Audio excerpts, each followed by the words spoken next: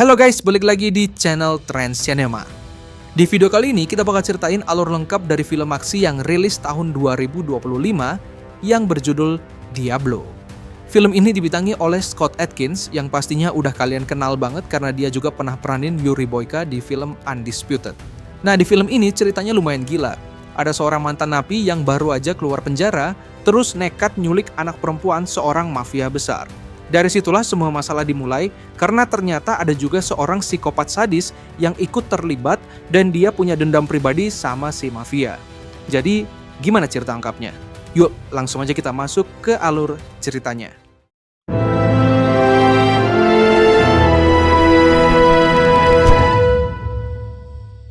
Film dibuka dengan adegan sebuah mobil truk yang melintasi perbatasan Kolombia. Dari luar kelihatannya biasa aja, tapi ternyata di dalam truk itu ada seorang pria yang diselundupkan. Dia adalah Chris. Begitu sampai tujuan, sopir truk dan rekannya malah nagih bayaran tambahan, padahal Chris udah bayar sebelumnya. Chris jelas nggak terima. Situasi makin panas ketika supirnya mulai ngancam Chris dengan sebilah golok. Disitulah Chris kehilangan kesabaran dan perkelahian pun tak bisa dihindari.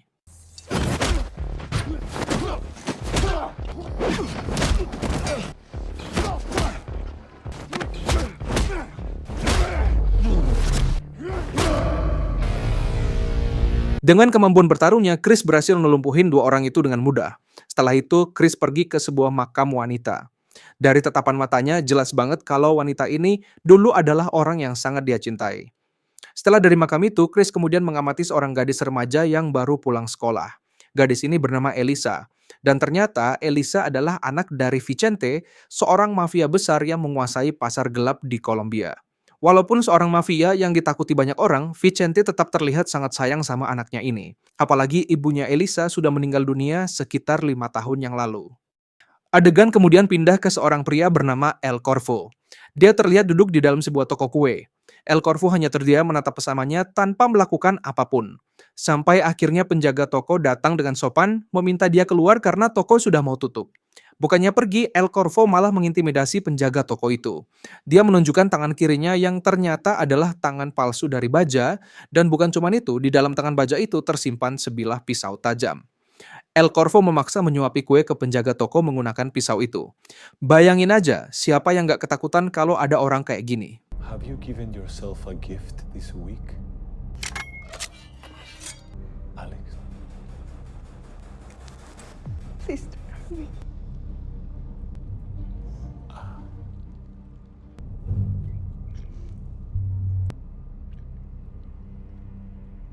Untungnya, tiba-tiba ada seorang poluan datang. Dia langsung mengusir El Corvo sambil menodongkan pistol. Setelah itu, poluan baik hati ini bahkan menawarkan tumpangan buat si penjaga toko supaya bisa pulang dengan aman. Tapi ternyata, El Corvo udah sembunyi di kursi belakang mobil mereka. Begitu masuk ke dalam mobil, El Corvo langsung muncul dan menghabisi keduanya.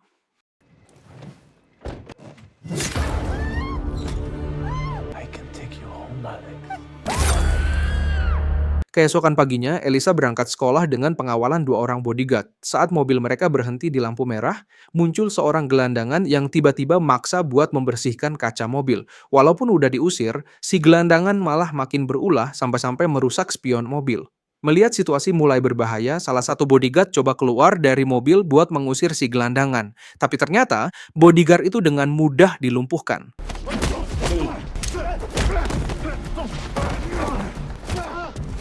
Elisa panik dan berusaha kabur, tapi si gelandangan langsung ngejar pakai mobil, berhasil menghentikannya dan memaksa Elisa masuk ke bagasi. Dan ternyata gelandangan itu bukan orang sembarangan, dia adalah Chris. Begitu tahu anaknya diculik, Vicente langsung meledak marah. Dia nggak habis pikir gimana caranya 2 bodyguard bersenjata bisa dikalahkan seorang pria tak bersenjata. Akhirnya 2 bodyguard itu disiksa habis-habisan sebagai hukuman.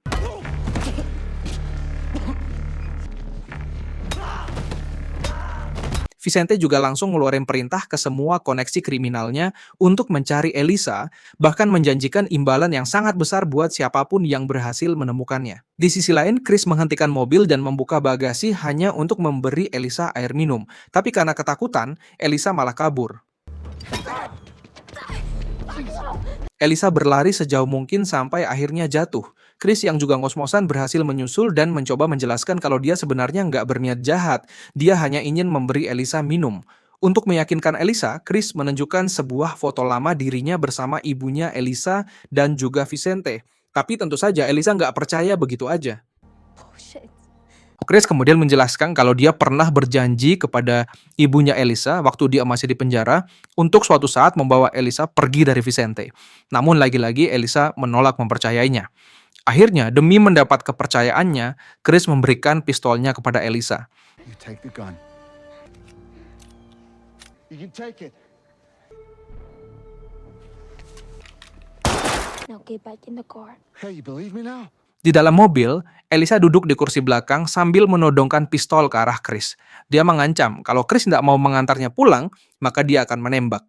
Tapi ternyata pistol itu sudah kosong. Around or shoots. Oh yeah, you gonna do it? Yeah. Yeah? Knock yourself out. Let's... You crazy! Jesus Christ! Kill you. Give me that! Jesus! Mobil mereka hampir kehabisan bensin. Untungnya ada SPBU nggak jauh dari situ. Chris turun buat isi bensin, sementara Elisa masih cari kesempatan buat kabur. Bener aja, pas Chris lagi lengah, Elisa lari keluar dan minta tolong ke orang sekitar. Bahkan dia sempat buru-buru nelpon ayahnya lewat telepon umum. You speak English? Rómpelo. Don't! Don't!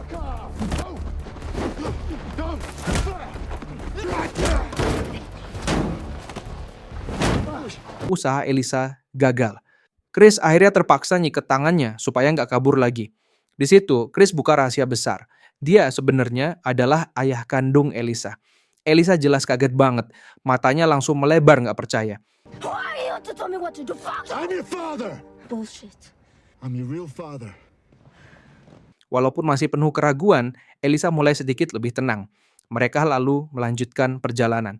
Tapi ternyata ada sekelompok gangster yang diam-diam ngikutin.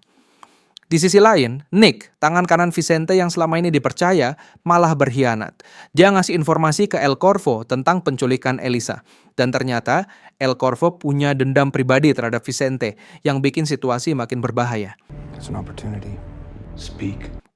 Di sebuah warung makan, Chris duduk bareng Elisa sambil cerita tentang masa lalunya. Dia bilang kalau dia baru bebas setelah 15 tahun di penjara.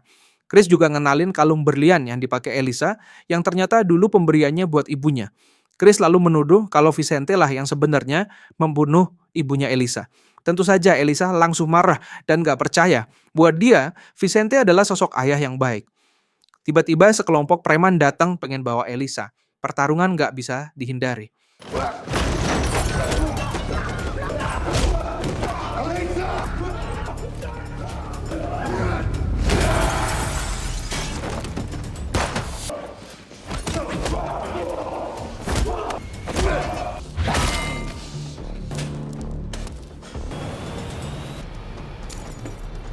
Setelah itu, Elisa berhasil dibawa kabur ke sebuah kasino milik Pedro. Preman-preman yang nyulik Elisa langsung pergi setelah dibayar. Pedro pun nelpon Vicente buat minta imbalan besar. Begitu Elisa dapat kesempatan telepon, dia langsung nanya ke ayahnya. Apa benar ia terlibat dalam kematian ibunya? Vicente tentu aja ngeles. Dia bilang sudah banyak berkorban untuk Elisa. Dan gak ngerti kenapa Elisa bisa nuduh dia kayak gitu. Gak lama kemudian, El Corvo masuk ke kasino. Dengan brutal, dia membantai semua orang di dalam. Hay que darle la bienvenida a State Web.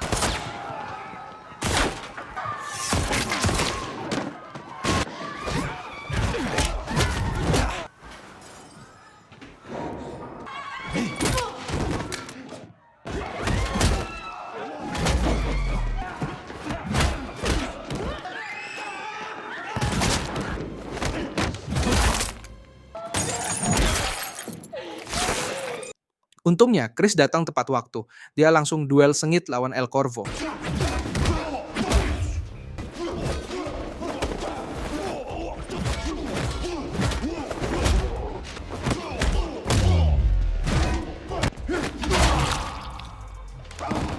Saat El Corvo hampir berhasil menghabisi Chris, Pedro coba bantu pakai senjata. Tapi sayang, senjatanya macet. Pedro pun langsung tewas di tempat. Pertarungan makin intens. Chris hampir kalah, tapi di saat genting, Elisa muncul dengan mobil, nabrak El Corvo, dan berhasil kabur bareng Chris.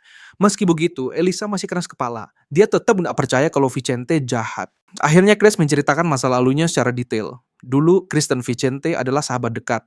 Mereka hidup dari merampok bank dan pesta foya-foya. Saat Elisa masih di kandungan, Vicente ngajak Chris buat satu perampokan terakhir yang besar. Aksinya sukses, mereka kabur bawa banyak uang. Tapi setelah itu Vicente mengkhianati Chris, merebut wanita yang Chris cintai, ibunya Elisa, dan menjebloskan Chris ke penjara 15 tahun. Chris juga cerita kalau saat dia masih di penjara, ibunya Elisa pernah datang, bilang udah gak tahan hidup bareng Vicente, dan ingin kabur membawa Elisa. Dia minta Chris janji kalau suatu hari ada apa-apa, Chris harus lindungi Elisa. Gak lama setelah itu, kabar kematian ibunya Elisa sampai ke telinga Chris. Meski begitu, Elisa tetap gak percaya kalau Vicente tega membunuh ibunya. Sementara itu, El Corvo ternyata masih hidup. Dia sadar, gigit telinga seseorang, lalu mencuri mobilnya dan mulai lagi ngejar Chris dan Elisa. Di sisi lain, Vicente datang ke markas Pedro. Dia kaget melihat mayat-mayat bergelimpangan. Dari rekaman CCTV, dia tahu El Corvo yang jadi pelaku. Sementara itu, Chris mencuri mobil untuk membawa Elisa kabur. Ia berencana membawa Elisa ke rumah bibinya di Amerika. Tapi Elisa menolak meninggalkan kehidupan mewahnya. A life I actually like. I like my school, I like my friends. Tiba-tiba pemilik mobil datang. Chris keluar mengancamnya dengan pistol. Sementara Elisa malah membawa mobil itu dan kabur. Kebetulan El Corvo datang dan mengejarnya. Saat Elisa berhenti untuk menelpon Vicente, El Corvo menyusul. Elisa langsung lari kabur.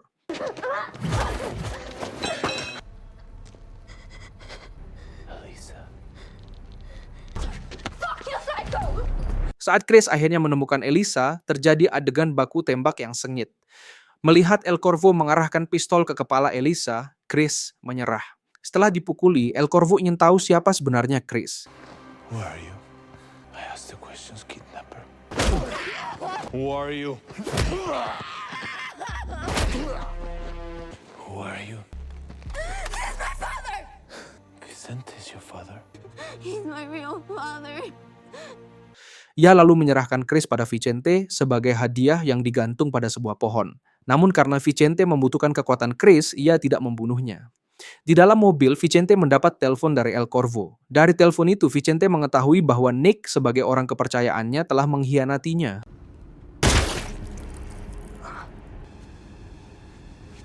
Vicente lalu mengungkapkan pada Chris ternyata dulunya Vicente pernah menyuruh El Corvo mengerjakan sesuatu, tapi ia keterlaluan.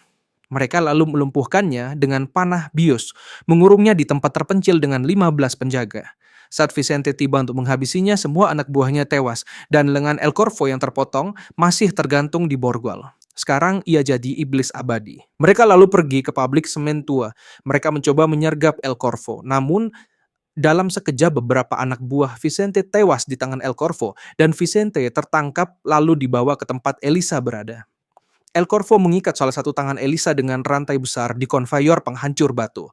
Mesin pun dinyalakan.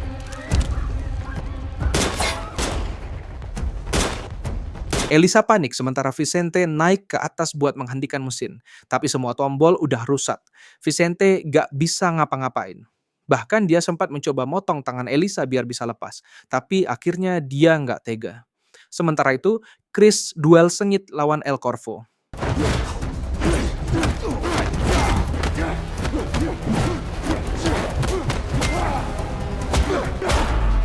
Di tengah pertarungan, El Corvo mengungkap kenyataan pahit.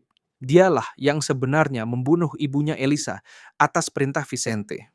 Awalnya Vicente hanya minta supaya kelihatan seperti bunuh diri, tapi El Corvo malah keterlaluan dan menikmati aksinya. Gara-gara itu Vicente gagal menutupi kejahatannya dan akhirnya berusaha menghabisi El Corvo juga. Mendengar kenyataan ini, Chris langsung marah besar.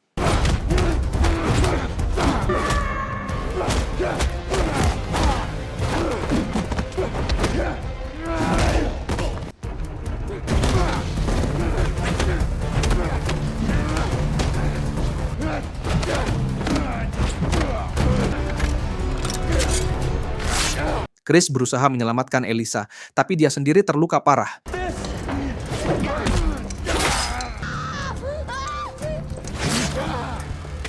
El Corvo lalu menyandera Vicente dan memaksanya mengaku di depan Elisa. Motherfucker. Tell her what you did, and I'll tell you how to stop the crane. I pay you to kill.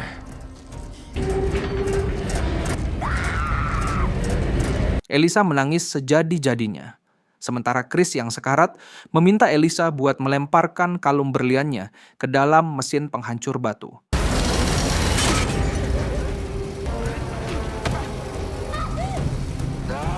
Dengan sisa tenaga terakhir, Chris bangkit lagi untuk bertarung lawan El Corvo. Di saat paling genting, Vicente tiba-tiba mengambil gergaji dan langsung menggorok leher El Corvo. Chris sendiri udah sekarat. Tubuhnya lemah, wajahnya penuh luka. Tapi di sisa-sisa napasnya, dia akhirnya bisa ngomong jujur ke Elisa bahwa dia menyesal. Film pun ditutup dengan adegan Elisa berdiri di makam ibunya bersama ayah kandungnya Chris. Tapi ternyata cerita belum selesai. Kamera kembali ke lokasi pertarungan. Tubuh El Corvo yang harusnya terkapar hilang entah kemana.